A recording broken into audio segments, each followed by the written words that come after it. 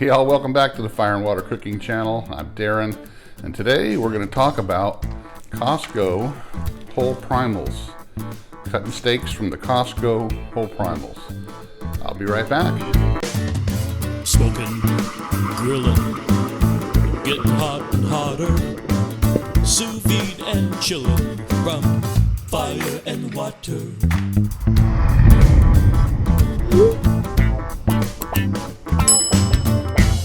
All right, all. We're going to talk about this today because it comes up in the Facebook groups a lot. Whether it's Costco or Sam's Club or any other place, Costco has some really great meat, but a lot of times what they do with their steaks that are pre-cut especially is they will blade tenderize them. And if you're familiar with Costco, you ever bought any steaks there, right on their label for any of their cut steaks, it has a big old little warning on there. These have been blade tenderized, cook them to 165 or 180 degrees, whatever it says on there. They do that. The main reason Costco does that is because they do not wet age their meat to any degree at all. Usually they get it from the slaughterhouse, it gets processed, and that gets shipped directly to the store. So there's no wet aging time at all. And so when they cut these steaks from those primals, they haven't had a whole lot of time to tenderize naturally like what the wet aging normally does. Usually most grocery stores or purveyors of meat will let the meat wet age in the cryo pack for a good week and a half to 2 weeks so that it tenderizes in the bag. But since Costco doesn't do that, they decided to blade tenderize all their cut steaks. Now, if you buy these primals, this here is a top sirloin. The cap is cut off. But this is normally what you get your sirloin steaks from. And I bought this, and this is a choice. This isn't the prime because I'm okay with choice on these steaks.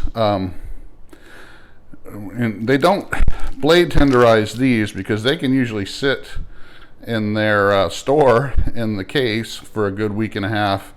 So there's really no need for them to blade tenderize this. The cut steaks usually sell a lot faster. But what I normally do is I will buy these whole primals because I don't like the fact of blade tenderized steak, because with blade tenderization they can push any bacteria that's on the surface of the meat deep into the meat. That's why they have that warning on the labels to cook them to 180 degrees or so, because there could be bacteria deep in the meat because of those blades. So it's one of the reasons I don't like it. Plus I don't like it because of the fact that it butchers the meat up. It makes it, sometimes it can make it even, super tender, and I don't like it that way. So what I normally do, I don't buy pre-cut steaks at Costco. If I want to buy steaks at Costco, I'll buy these whole primals, ribeye. They have bone-in and bone-out ribeyes there, the whole primals. They have these, which are the top sirloins. They have New York strips, the whole primal, and you can buy them. And another reason why I like to buy these as well is because I like to dry age stuff every once in a while. And you really don't do that with cut steaks. You do that with the whole primal. So it's really easy to buy one of these. And I have a video up here of actually dry aging one of these top sirloin. It's another reason to buy these whole primals. You're paying a little bit more money up front, so you're not just buying like 2 or 3 steaks because you're buying a big chunk of meat. But overall, usually it's going to cost you a little bit less to buy the whole primal anyway. And then you can trim it and cut it the way you want. You're not subject to, if they happen to cut them at 1 inch thick steaks and you like 1.5 or 2 inches, you can cut these pretty much any way you want. So I'm going to go ahead and actually take this out and show you how I'm going to cut these up. Then I'm going to go ahead and prep them for sous vide cooking, because that's another thing I like to do. I'll actually get one of these, break it down, cut it up into portion sizes so that down the road, and refreeze it, so down the road I can just toss these in the sous vide bath and eat them up for dinner. So, all right, I'll be right back after I get this out of the pack. All right, guys, one more thing before I get this out of the pack. I just kind of want to show you If you see the dates on here, it actually tells you when it was packed. So this particular whole top sirloin roast was packed on 9/3 of this year, and it has a sell-by date of 9/10. I don't know why. That's a really short time. Like I said, these you can actually wet age these for 2-3 weeks, no problem, in the cryo pack. And of course you can dry age them for even longer. But you know, like I said, it is now the 15th of the month, so it's actually 5 days past the sell-by date, which is almost 2 weeks since the pack date, which is just good enough for me. Have a nice wet age to it, and it should be nice and tender now. So I just wanted to show you that. You can always check the date, see when it was packed, you know, the sell-by date. It's always going to be, if it gets close to the sell-by date, they might even start discounting this. But this was a pretty good deal at $5 a pound, and I'm going to get these cut up. I'll be right back. All right, all. One of the reasons why I like getting these whole primals is I can trim them pretty much or as little as I want to. These top sirloins do have some fat on them, you know, the kind that won't render real well and doesn't taste very good. So I like to trim some of that off. I also like to trim off the sinew or the silver skin that's on there as well, because that can get kind of chewy, won't cook up real good. So what I'm going to do is just trim these up, and I'm going to save a lot of the trimmings for ground beef or sausage. So that's one of the things you can do. I'm going to add it to some of the brisket trimmings that I'll have with another brisket that I have in the freezer. But once I get this all trimmed up, I'm going to cut it into steaks, and I'll be right back. All right, I got them all cut up, and I cut them into pretty much as even pieces as I can. You know, the top sirloin's not really like a ribeye where it's kind of the same size the whole way down. But I pretty much cut these into servable sizes, and I got 12 pieces out of it.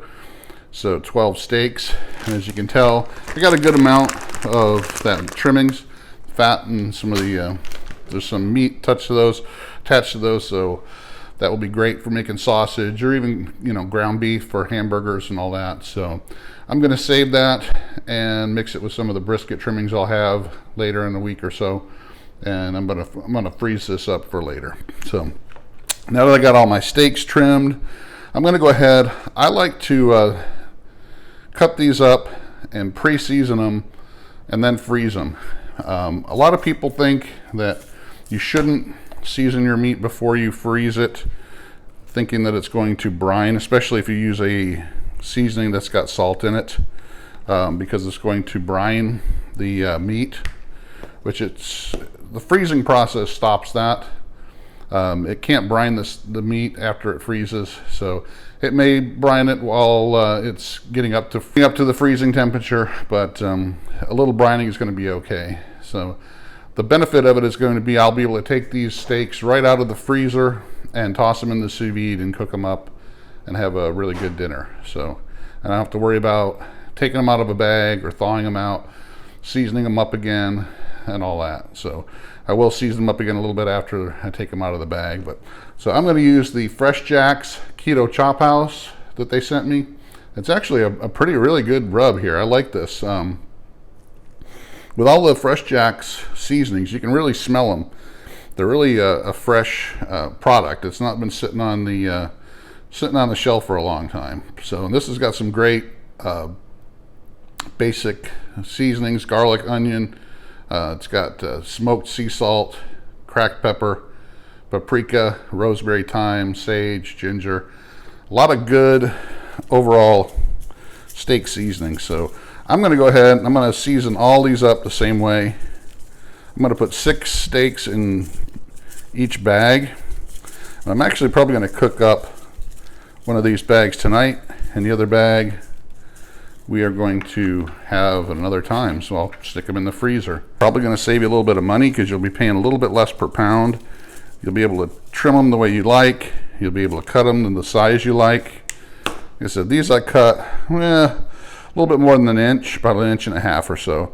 I could have cut them 2 inches, 3 inches, however I liked. So it's hard to do that when you buy pre-cut steaks. So, all right, I got them all seasoned up. I'm going to go ahead and stick them in the vacuum bags, and then we will vacuum them up, and I'll see you in a minute.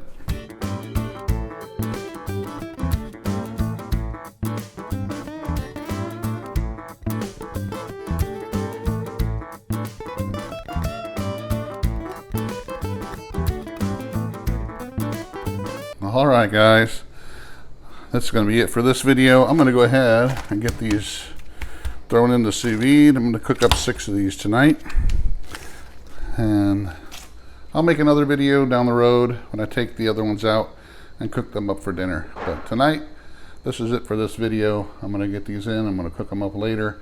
Thanks for watching. Make sure you follow us on Facebook, Instagram, Twitter. Check out the Fire and Water Cooking Podcast. Have some great guests, including Meathead Goldwyn, Malcolm Reed, John Setzler, Jason Logston from Amazing Food Made Easy. Check us out. Thanks again. Like, subscribe, share, and I'll see you on the next Fire and Water Cooking video.